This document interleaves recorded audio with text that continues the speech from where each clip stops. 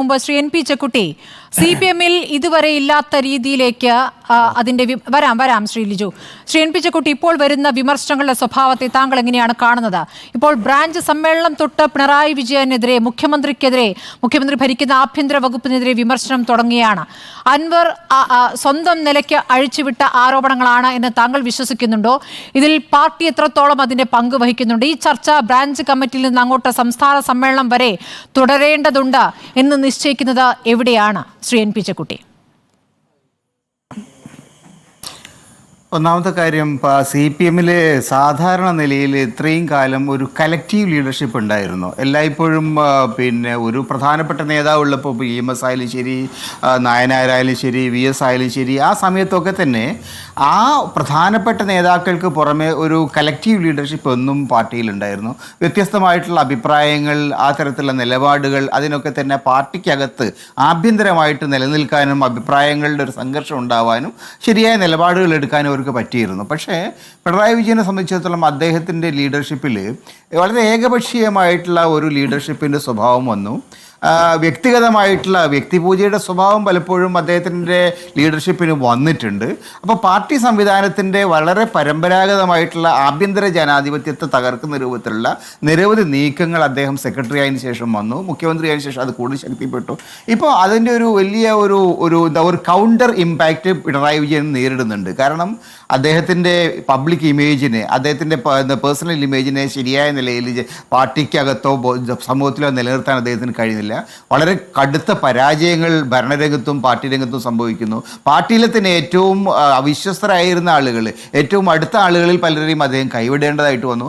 ഏറ്റവും സമർത്ഥരായിട്ടുള്ള പൊളിറ്റിക്കൽ ലെഫ്റ്റനൻറ്റുകളായിരുന്ന ഒരാളാണ് EP ജയരാജൻ എന്ന് പറയുന്നത്. അദ്ദേഹത്തെ പോലുള്ള ആളുകളൊക്കെ കട്ട് ചെയ്ത് കളയേണ്ടി വന്നു. അപ്പോൾ ഈ നിലയിൽ പിണറായി വിജയൻ കൂടുതൽ ഒറ്റപ്പെടുന്ന ഒരു സാഹചര്യമാണ് നമുക്ക് കാണാൻ കഴിയുന്നത്. തീർച്ചയായും പാർട്ടിയുടെ അടിത്തറയിൽ ഇന്ന് വരുന്ന വിമർശനങ്ങൾ, ആ വിമർശനങ്ങൾ അടുത്ത സമ്മേളനം, ഏരിയ സമ്മേളനവും ജില്ലാ സമ്മേളനവും ഒക്കെ എത്തുമ്പോൾ വളരെ രൂക്ഷമായ രൂപത്തിൽ വരും. പിണറായിയെ സംരക്ഷിക്കാൻ വേണ്ടിയിട്ട് അദ്ദേഹത്തിന് യഥാർത്ഥത്തിൽ പാർട്ടിയിൽ അദ്ദേഹത്തോട് കൂറുള്ള, അല്ലെങ്കിൽ അദ്ദേഹത്തിൽ വിശ്വാസം അർപ്പിക്കുന്ന ഒരു വിഭാഗം ലീഡേഴ്സ് എന്ന് പറയുന്നത് ഇല്ല. കാരണം വളരെ ഏകപക്ഷീയമായിട്ടുള്ള ഒരു ലീഡർഷിപ്പ് വന്നു.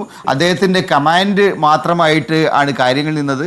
ഒരു നിലയ്ക്ക് നോക്കിക്കഴിഞ്ഞാൽ പാർട്ടിയുടെ ആഭ്യന്തര ജനാധിപത്യം ഇല്ലാതാക്കിയത് വഴി പിണറായി വിജയൻ സ്വന്തം പൊളിറ്റിക്കൽ കരിയറിനെ തന്നെ ഒരു ആപത്തിലേക്ക് നയിച്ചു എന്നുള്ളതാണ്. കാരണം കേരളം പോലൊരു സംസ്ഥാനത്ത് CPM പോലൊരു പാർട്ടിയിൽ ഏകപക്ഷീയമായ രൂപത്തിലുള്ള ഒരു ഏകാധിപത്യ പ്രവണത ഒരിക്കലും വിജയിക്കാൻ പോകുന്നില്ല. അതിൻ്റെ ഒരു സ്വാഭാവികമായിട്ടുള്ള പരിണതിയാണ് കാണുന്നത്. ഇപ്പോൾ അൻവർ ആയാലും ശരി, അൻവറിനെ സഹായിക്കുന്ന ആളുകളായാലും ശരി, താഴെത്തട്ടുള്ള പാർട്ടി പ്രവർത്തകരായാലും ശരി, അവരൊക്കെ ഉന്നയിക്കുന്ന പ്രശ്നങ്ങൾ, ഉന്നയിക്കുന്ന വിഷയത്തിൻ്റെ ശാസ്ത്രീയതയോ അതിന് തെളിവുകളോ ഒന്നുമല്ല പ്രശ്നം. അത് ആ തരത്തിൽ അതിഗുരുതരമായിട്ടുള്ള വികാരങ്ങൾ പാർട്ടിയിലുണ്ട്. പാർട്ടിയോട് അടുത്ത് നിൽക്കുന്ന ആളുകളാണ് ഇവരൊക്കെ തന്നെ. ഇപ്പം അൻവർ മാത്രമല്ല, Shri N P Chekkutty, P ശശിയുടെ പ്രതികരണം ഇതാണ്: മുഖ്യമന്ത്രിയുടെ ഓഫീസിൽ ഇടപെടാൻ കഴിയാത്ത ശക്തികളാണ് ആരോപണത്തിന് പിന്നിൽ. അതായത് പാർട്ടിയിലെ ശക്തികളെ തന്നെയാണ് P ശശി ഉദ്ദേശിക്കുന്നത്. അല്ല, പാർട്ടിയിൽ മുഖ്യമന്ത്രിയുടെ ഓഫീസിൽ ഇടപെടുക എന്ന് പറഞ്ഞാൽ മുഖ്യമന്ത്രിയുടെ ഓഫീസ് ഭരിക്കാനൊന്നുമല്ലല്ലോ. അങ്ങനെ ഇടപെടാന്ന് എല്ലാ ആളുകൾക്കും കേരളത്തിലെ ജനാധിപത്യ ഭരണത്തിൽ ഇടപെടാനുള്ള അവകാശമുണ്ട്, പരാതികൾ ഉന്നയിക്കാനുള്ള അവകാശമുണ്ട്, കാര്യങ്ങൾ ശരിയായ രൂപത്തിൽ ആവശ്യപ്പെടാനുള്ള അവകാശമുണ്ട്. ശശി അതൊന്നും നാട്ടുകാർക്കൊന്നും പറ്റൂല എന്ന് പറഞ്ഞാൽ ശരിയാവില്ല. പാർട്ടിയെ സംബന്ധിച്ച് ഇപ്പോൾ ശശിയുടെ നേരിൽ ആരോപണം എന്താണ്? അദ്ദേഹം ആളുകളോട് മര്യാദക്ക് പെരുമാറുന്നില്ല, ഒരു പരാതി ആയിട്ട് ചെന്നാൽ ശ്രദ്ധിക്കുന്നില്ല. ഇതിനു മുമ്പ് ശശിക്ക് മുമ്പ് അവിടെ വേറെ ആളുകൾ ഉണ്ടായിരുന്നില്ലേ? MP ജയരാജൻ പാർട്ടി മുഖ്യമന്ത്രിയുടെ ഓഫീസിൽ ഇരുന്ന സമയത്ത് ആർക്കും വേണമെങ്കിൽ അദ്ദേഹത്തോട് ഇടപെടാമായിരുന്നല്ലോ. അദ്ദേഹം CPM-ൻ്റെ ആൾ തന്നെയല്ലേ? കണ്ണൂർ ജില്ലാ സെക്രട്ടറി ആയിരുന്ന ആളാണ്, ശശിയും സെക്രട്ടറി ആയിരുന്ന ആളാണ്. പക്ഷേ ശശിയിൽ നിന്ന് വ്യത്യസ്തമായിട്ട് MP ജയരാജനെ കുറിച്ച് ആരും ഒരു പരാതി ഉന്നയിക്കുന്നില്ലല്ലോ, ഇപ്പോഴും അന്നുമില്ല. എന്തുകൊണ്ട്? കാരണം അദ്ദേഹത്തിൻ്റെ പെരുമാറ്റത്തിൽ, അതിൻ്റെ സമീപത്തിൽ ഒരു ജനാധിപത്യത്തിൻ്റെ എലിമെൻ്റ് ഉണ്ടായിരുന്നു. ശശിയുടെ പെരുമാറ്റത്തിൽ അതില്ല എന്നുള്ള പ്രശ്നം. വളരെ ഏകപക്ഷീയമായിട്ട് ഒരു തരത്തിലുള്ള ഒരു ഏകാധിപത്യ സ്വഭാവത്തിലാണ് ശശി പെരുമാറിയിട്ടുള്ളത്. അപ്പം അതിൻ്റെ പ്രശ്നങ്ങളാണ് അത്. അല്ലാണ്ട് നാട്ടുകാർ മുഖ്യമന്ത്രിയുടെ ഓഫീസ് പിടിച്ചെടുക്കാനൊന്നും പോയിട്ടില്ല. ശശി പറയുന്നതിൽ യാതൊരു ന്യായവുമില്ല.